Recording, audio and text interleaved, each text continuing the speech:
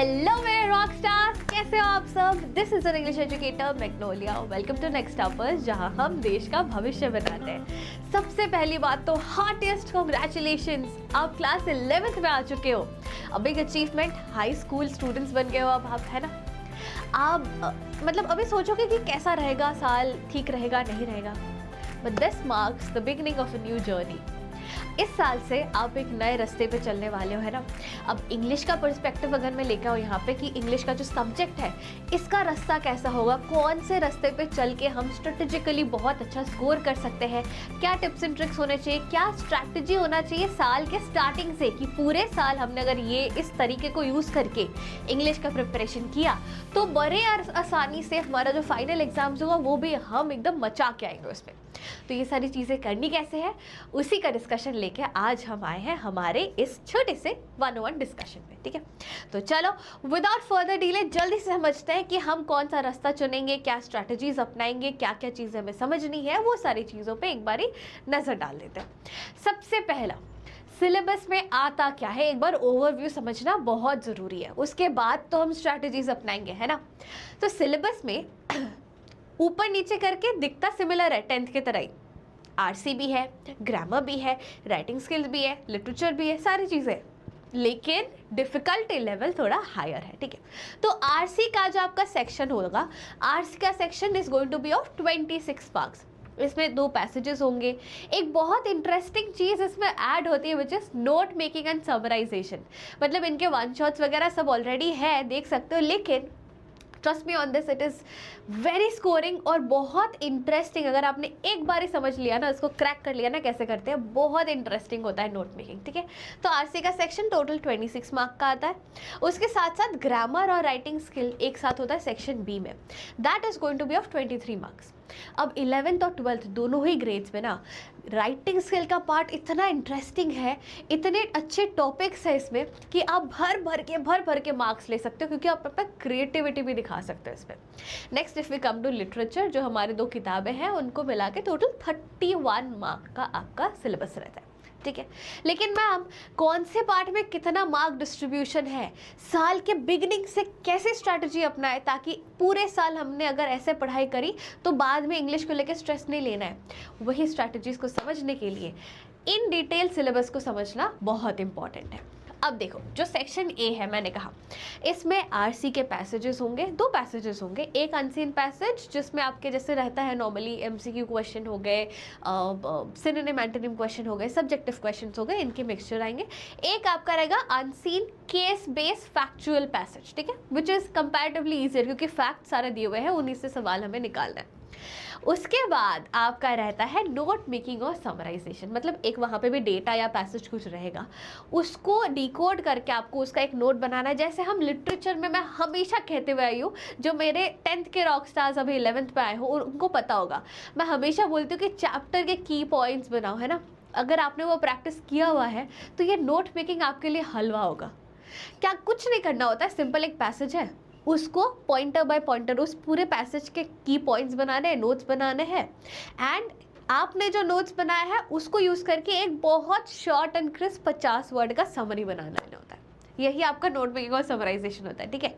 तो ये total include होता है फॉर योर सेक्शन ए। यहाँ 8 मार्क्स, यहाँ आपके 18 मार्क्स।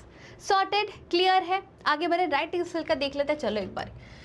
अब जो राइटिंग स्किल का पार्ट है इसमें ग्रामर भी इंक्लूडेड है और इसमें राइटिंग भी है। राइटिंग और ग्रामर सेक्शन बी दोनों इंक्लूडेड होता है ऑफ 23 मार्क्स, सॉरी, जिसमें से ग्रामर में 7 मार्क जाता है। कैसे कैसे जाएंगे देखो, टेंसेस आप पढ़ते हुए आए हो, क्लॉजेस है, ट्रांसफॉर्मेशन ऑफ सेंटेंसेस है, रीअरेंजिंग सेंटेंसेस है, रीऑर्डरिंग सेंटेंस, एडिटिंग, करेक्शन है, ठीक है। ये सारी चीज़ों को मिक्स मैच करके जो भी ग्रामर टॉपिक ज़रूरी है वो तो हम जैसे जो भी प्रारंभ में एनरोल्ड है वहाँ हम साथ में बहुत क्लैरिटी के साथ तो करने ही वाले हैं।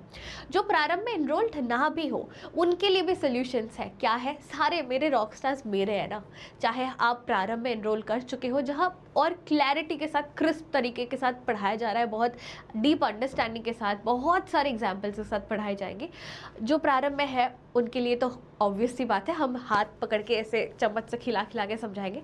जो नहीं भी है ना, उनके लिए भी काफ़ी सारी चीज़ें ऑलरेडी तैयार है, क्या है क्या नहीं है वो बताऊंगी मैं, ठीक है। तो ग्रामर का सेक्शन, जो भी इंपॉर्टेंट टॉपिक को कवर करने के बाद ये सवाल आसानी से बन जाएंगे, वो सारी प्रिपेयर करेंगे। उसके साथ साथ क्रिएटिव राइटिंग का जो पार्ट है, क्या क्या आता है उसमें, आपका क्लासिफाइड एडवर्टिजमेंट रहता है, ठीक है, एक दूसरा आता है पोस्टर मेकिंग, तीसरा आ जाता है स्पीच और चौथा आ जाता है डिबेट। इतने आसान है, मतलब स्पीच को छोड़ के बाकी तीनों टॉपिक ही इतने आसान है, क्या बताओ। स्पीच भी बहुत आसान है, बस आपको थोड़ा दिमाग से सोच के उसमें लिखना पड़ता है, ठीक है। तो इन सारों को मिला के टोटल 16 मार्क का आपका कंटेंट रहता है for writing skill of section B. अब एक बारी नज़र दोहरा लो एक बारी सेक्शन सी पे। Section C is all about क्या, आपके जो भी दोनों किताबें हैं ना, दोनों बुक्स, हॉर्नबिल एक आपका बुक हो गया और दूसरा, मतलब दोनों बुक्स को बेसिकली मिला के जो आपका सिलेबस है उस पर मार्क डिस्ट्रीब्यूशन कैसा है, प्रोज से कितने क्वेश्चन आते हैं, पोइट्री से कितने क्वेश्चन आते हैं, ये समझना बहुत ज़रूरी है, ठीक है। तो हॉर्नबिल, स्नैपशॉट दोनों को मिला के आपका 31 मार्क का 31 मार्क का पेपर रहता है सेक्शन सी का, जिसमें से पहला जो सवाल होगा सेक्शन सी में, that is going to be of poetry, extract base होगा, पोट्री का होगा 3 मार्क का। सेकंड जो होगा वो भी पोट्री का एक्सट्रैक्ट बेस होगा, सॉरी प्रोज का एक्सट्रैक्ट बेस होगा, वो भी 3 मार्क का ही रहेगा। थर्ड जो होगा वो अगेन एक प्रोज का एक्सट्रैक्ट बेस क्वेश्चन होगा, दूसरे बुक से, स्नैपशॉट से, ठीक है, वो भी आपका 4 मार्क का रहेगा। उसके बाद आएंगे शॉर्ट आंसर के ऑप्शंस। अब सारे में ऑप्शंस तो आपके पास है ही, आपको चूज करना होता है कि इतने हैं ऑप्शंस, उसमें से इतना करना है, ठीक है। उसके बाद शॉर्ट टाइप क्वेश्चन आंसर्स आते हैं from prose and poetry, total 6 mark का, 2 क्वेश्चन करने, 3-3 मार्क के, 2 क्वेश्चन 6 मार्क का। फिर आ जाएगा एक और शॉर्ट क्वेश्चन टाइप, ठीक है, वो आ जाएगा स्नैपशॉट से, वो भी 3 मार्क का रहेगा।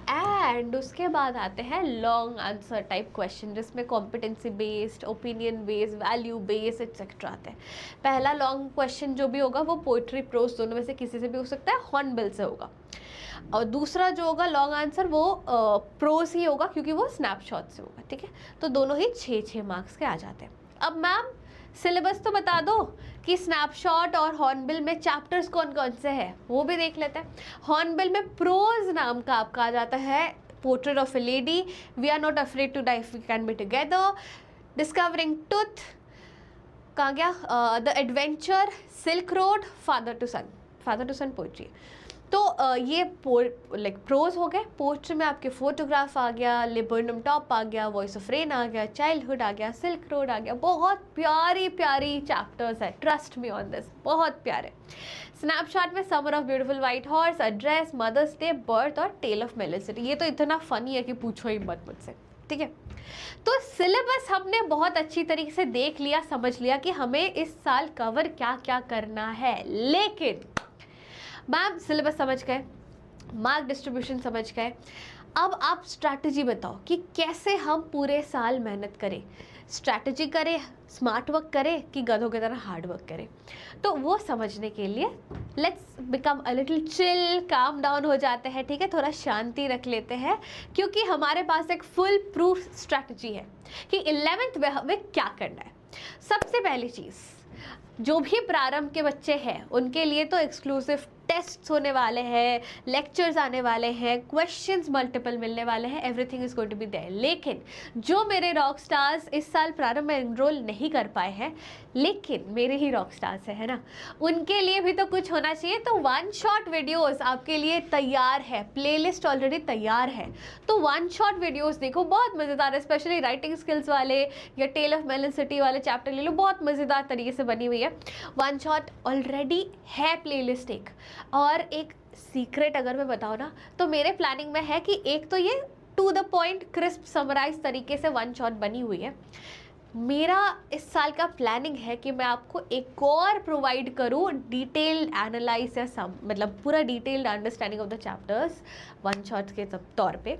फिलहाल एक प्लेलिस्ट पूरी बनी हुई है, उसको जाओ मज़े करो, पढ़ाई करो उसके साथ। दूसरा, कुछ स्ट्रैटेजी वीडियोस होंगे जिनके थ्रू आपको मतलब एट रेगुलर इंटरवल्स आपको अलग अलग चैप्टर्स के, अलग अलग कॉन्सेप्ट्स के, टॉपिक्स के वीडियोस इंग्लिश के मिलते रहेंगे, ताकि आप अच्छे तरीके से वाईटी पे भी अगर पढ़ाई कर रहे हो तो आपकी सिलेबस कंप्लीट होते रहे with full clarity and concept understanding. उसके साथ साथ आपके हाफ ईयरली हो गई, साल के एंडिंग में हो गई, मैराथन्स होते रहते हैं, है ना, वो वाईटी पे भी होती है।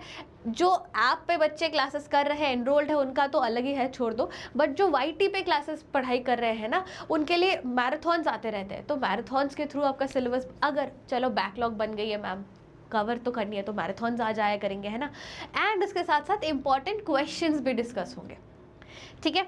तो पूरा एक स्ट्रैटेजी बनाया हुआ है। यहाँ पे आपका क्या काम है, आपका इंपॉर्टेंट, वो तो करेंगे, रुक जाओ, वी विल करेंगे, लेकिन आपके इंपॉर्टेंट काम पे पहले मैं आती हूँ कि जब भी आप इन चैप्टर्स को कवर कर रहे हो ना, जब भी इन चैप्टर्स को आप कवर कर रहे हो, वन शॉट वीडियोस देख के, खुद पढ़ाई करके, बैच में एनरोल होके, जैसा भी हो, हमेशा मैंने कहा है, मेरे 10th वालों जो भी अभी पास आउट होकर आए हैं उनको और अच्छे से पता है कि आपको की नोट्स बनाने ही है, आपको की नोट्स बनाने ही है। There is no second alternative, ठीक है, कि चैप्टर के इंपॉर्टेंट पॉइंटर्स क्या क्या है, कैरेक्टर्स के क्या क्या इंपॉर्टेंट पॉइंटर्स है, स्केच बेसिकली, थीम्स क्या क्या बन गए, सारी चीज़ों को आपको साल की शुरुआत से नोट डाउन करना है।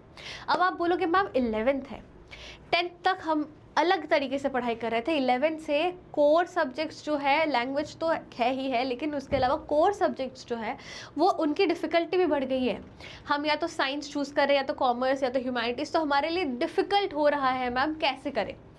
तो उसका सल्यूशन एक है कि इंग्लिश को हफ्ते में 2 दिन दो, ठीक है, वीकेंड ले लो, कोई और दिन ले लो, इंग्लिश को हफ्ते में 2 दिन दो, दोनों ही दिन, ज़्यादा नहीं, 1 आवर करके आप टाइम दो, बस 2 घंटे हफ्ते के चाहिए मुझे आपसे। चाहे आपको अगर लग रहा है एक दिन ही 2 घंटे देना है तो वो भी कर लो।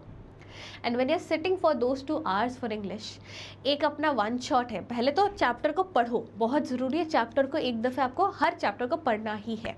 उसके साथ साथ वन शॉट्स है, आप अगर बैच में एनरोल्ड हो तो लेक्चर है, पूरा डिटेल लाइन बाय लाइन पढ़ा है हमने, है ना, तो उनको सुनो। क्या होता है ना, जब आप कुछ चीज़ सुनते हो, पढ़ रहे हो, साथ में 2-2, 3-3 तरीक़ों से, और फिर लिख भी रहे हो, वो ब्रेन में ना खुद ही प्रोसेस हो जाता है। इस तरीके से हफ्ते में 2 घंटे अगर आप दे रहे हो ना खुद को इंग्लिश के लिए, तो काफ़ी है for your full year preparation. पूरे साल कंसिस्टेंसी के साथ 2 घंटे to English, that's it, that's all I am asking for. And उसके साथ साथ की नोट्स प्रिपरेशन, ठीक है, बाकी हेल्प मेरे साइड से आपको मिलती रहेगी अनडाउटेडली। तो with that let me come up to a conclusion कि जैसे हमने 10th भी बहुत अच्छे से मचाया है, this year also we can and we will मचाओ बहुत अच्छे तरीके से, बहुत सही प्रिपरेशन के साथ। सिर्फ और सिर्फ एक ही चीज़ चाहिए मुझसे, आपका डेडिकेशन और डिटर्मिनेशन, कि किसी भी हाल में इंग्लिश को हम नीचे स्कोर नहीं जाने देंगे। इंग्लिश का स्कोर हमारा हमेशा ही 92-95 अबव रहेगा, ठीक है। So on that note, signing off your teacher Magnolia आज के लिए। बहुत जल्द मिलेंगे। एक चीज़ मुझे बताना, आपको इंग्लिश के लिए और क्या क्या तरीके के वीडियोस चाहिए, क्या क्या तरीके की मदद चाहिए वाईटी पे, वो चीज़ एक बार कमेंट सेक्शन में ज़रूर लिख देना। मेरे साथ जुड़े रहना, बने रहना, कनेक्टेड तो हम है ही, है ना, इंस्टा से, बट उसके अलावा भी आपको स्पेसिफिकली 11th ग्रेड के लिए कैसे टाइप के वीडियोज़ चाहिए, कमेंट सेक्शन में ज़रूर बताना। I will come up with it, ठीक है। See you soon. Till then, stay smiling and happy. Stay hydrated. ध्यान रखना अपना। मिलते रहेंगे हम बहुत जल्द।